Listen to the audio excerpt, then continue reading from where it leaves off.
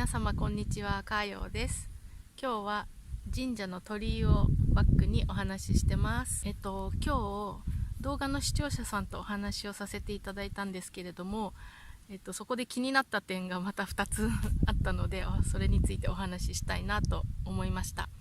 で、1つは以前にも出したんですけれど、発音、リスニングですね。リスニングのお話、私あれで意外と伝わったかなって思ってたんですけれども、しっかりとお話を聞いていくとそうでもなかったっていうのが分かって、でよくよくお話を聞くと、この字幕を出してると字幕をどうしても読んじゃって、なかなか耳に集中できないっていうお悩みだったんですよ。じゃあ字幕を日本語でなくて韓国語に変えて聞いてみたらどうですかってお話ししたら、それでもやっぱり字幕を追ってしまうって言ってたんですね。で どっちにしてももともと読む方が得意な方なので、どうしてもやっぱり目の方に意識がいっちゃうっていうことだったんですよ。じゃあそれならば一番最初はやっぱり字幕も何もない状態で1回、10秒20秒ぐらい聞いてみるんですよ。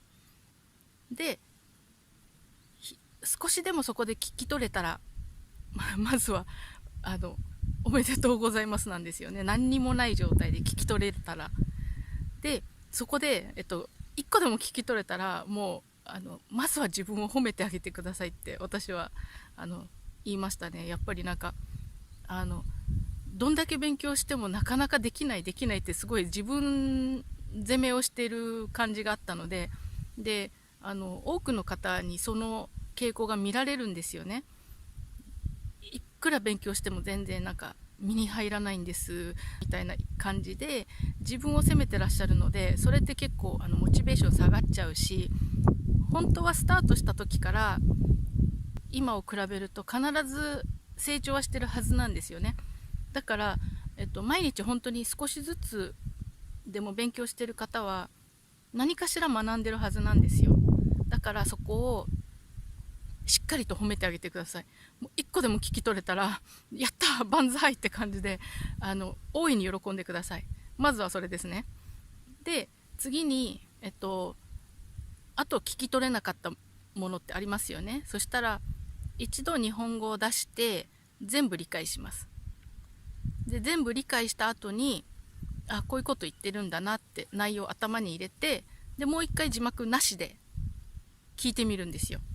そうするとこの音とこの意味っていうのが頭の中で一致すると思います。聞き取りが苦手っていう方は一度そういう感じで練習してみてもいいんじゃないかなって思います。はい。 지금이 뭐 조선시대야? 조선시대요. 아주 임금님 납셨네. 임금님이요.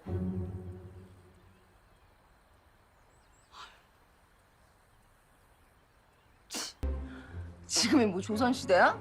조선시대요. 아주 임금님 납셨네. 임금님이요.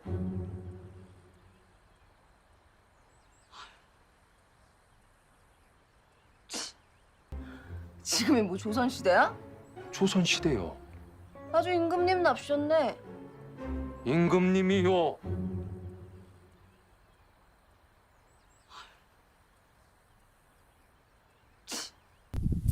はい、いかがだったでしょうか。こんな感じで、練習していただけたらいいかなって思います。で、あともう一つ私がおすすめしたのが、デュオリンゴってご存知ですか皆さん。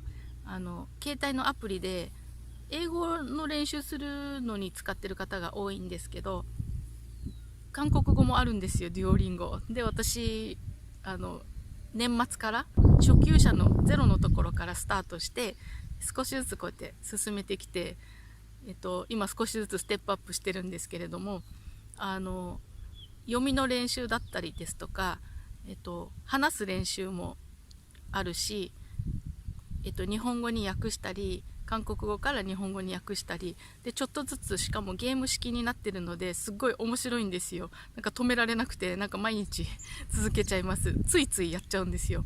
しかもなんかもうこれ何回もやったんですけどっていうしつこいぐらいに同じ表現が出てきたりとかして、で何回も練習させられるので嫌でも覚えます。なのですっごいおすすめです。後でちょっとお見せできたら画面を共有してみたいと思います。 텔레비전은 어디에 있어요? テレビジョン、テレビはどこにありますか？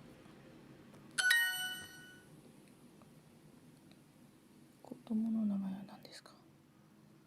아이의 이름이 뭐예요? 방 안에 책상과 컴퓨터가 있어요. 방 안에 책상과 컴퓨터가 있어요. 텔레비전이 책상 위에 있어요. テレビジョンに책상 위에、テレビが机の上にあります。 아이의 방이에요. 子供の部屋です。 방 안에 뭐가 없어요? 部屋の中に何かありませんか？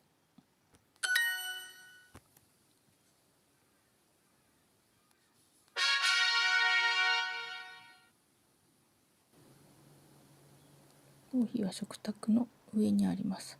커피는 커피는 식탁 식탁 위에 위에 있어요. 있어요. 가방 안에 바나나가 없어요. 가방 안에 안에 바나나가 없어요. 링고가椅子の下にあります。 사과가 사과가 의자 아래에 아래에 있어요. 방 안에 사과가 있어요. 部屋の中にリンゴがありますか？ 커피는 어디에 있어요? コーヒーはどこにありますか？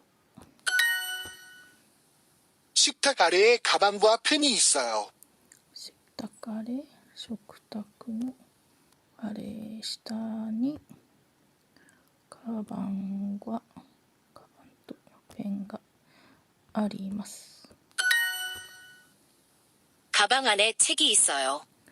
カバンの中に本があります。 의자 아래에 책이 있어요. 椅子の下に本があります。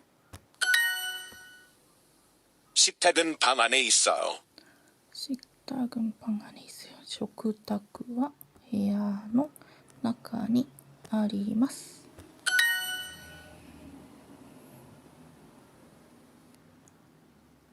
よくできました。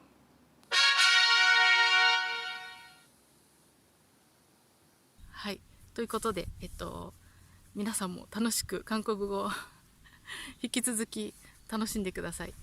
それでは、アンニョン。